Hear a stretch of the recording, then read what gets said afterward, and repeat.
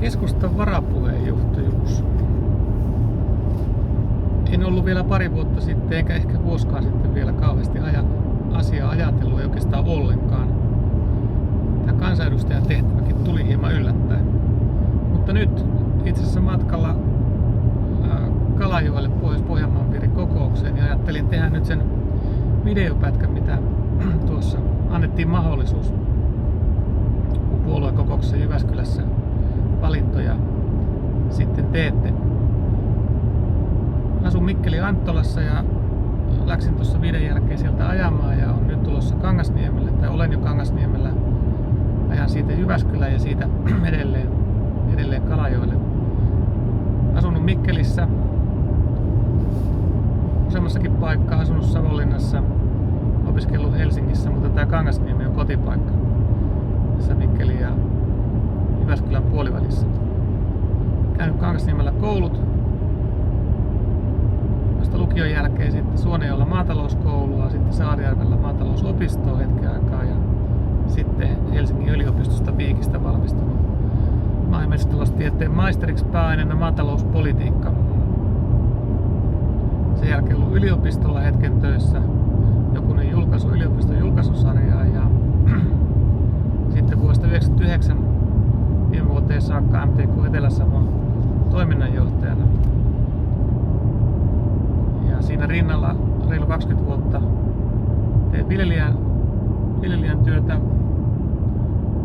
Se oli aika pienmuotoista. Meillä oli pieni tila siitä, jossa vanhemmat kasvatti meitä 4 sisarusta. Ja siellä oli perinteisen tapaan aikoinaan lypsykarjataloutta, sitten erikoistunutta naudanlihan tuotantoa hyvin pienessä mittakaavassa tämän päivän näkökulmasta. Mutta sitten meiltä tehtiin torikauppaa. Tuolla Jyväskylän torilla käytiin ja myös Kangasniemen torilla alkuvaiheessa. Se torikauppa opetti paljon. Enimmäkseen isä sitä hoiti ja äiti, mutta itsekin kävin siellä. Mutta enempi siinä tein sitten sinne tilalla töitä. Mitään ei ollut paljon, mutta kaikkea oli vähän myynnissä. Kaikkea mitä maasta, puista ja pensaista kasvoi. Ja siellä oppi sosiaalisia taitoja, olemaan ihmisten kanssa tekemisissä, kuuntelemaan ja keskustelemaan. Koska kauppa ei käy, jos on vähän sellainen murjottaja luonne. Mutta sitten se maatalous jäi ja keskityin tuohon MTK Etelä-Savon toiminnanjohtajan tehtävään. Ja siitä kautta sitten tähän politiikkaan. Politiikassa ennen ei ollut eduskuntavaaleja ollut käytännössä ollenkaan mukana. Miksi sitten varapuheenjohtajaksi? Me puhutaan itäisestä Suomesta paljon. Puolueessa puhutaan paljon, eduskuntaryhmässä puhutaan paljon, mikä on ollut ilo huomata. Jokainen tietysti edustaa sitä omaa aluettaan, mutta kyllä me edustetaan myös koko maata, että tämmöinen ajatus minulla ainakin on. Toki siellä salissa välillä on semmoinen olo, että jotkut ei erota, ovatko he Espoon kaupunginvaltuustossa vai Suomen eduskunnassa. Mutta kun itäisen Suomen asialla ollaan ja sitten puhutaan, niin olisi se eikä erikoista, jos meiltä päin kukaan ei pyrkisi puolueen johtoon. Vaikka puolueen johdossakin edustetaan totta kai koko puoluetta ja sen jäseniä eri puolilla maalla. Puolueen johdossa on tärkeää, että siellä on erityyppisiä ihmisiä, erilaisia ihmisiä, jotka ajattelee vähän eri tavalla samoista asioista.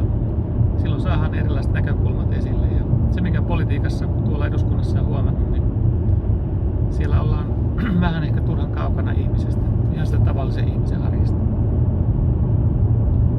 Ja siihen meidän on päästävä lähemmäksi. Ja toinen on se, mitä aika paljon kysytään, että mikä on keskustan linja.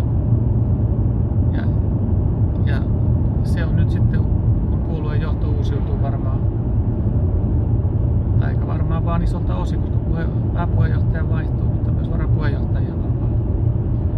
Ja vaihtuukin. Niin se linjan miettiminen ja selkeyttäminen, että mikä se meidän linja on. Ja niistä ihmisistä, että ihmisille syntyy kokemus, että keskusta on aidosti heidän asiallaan, niin kuin me ollaankin, ja koko Suomen asialla. Mutta tällainen esittely. Puoluekokouksessa voi tulla kysymään lisää ja voi ottaa muutenkin yhteyttä. Nyt jatketaan matkaa kohti Kalajokea ja sitten sieltä perhoon ja